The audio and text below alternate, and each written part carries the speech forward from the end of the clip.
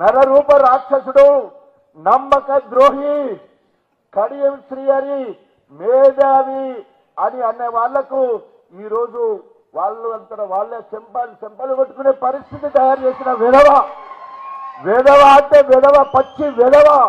నాలాంటి అమాయకుని పట్టుకొని అనేక అక్రమ కేసులు పెట్టించి నీతి నీతి నీతి అని మాట్లాడతాడు.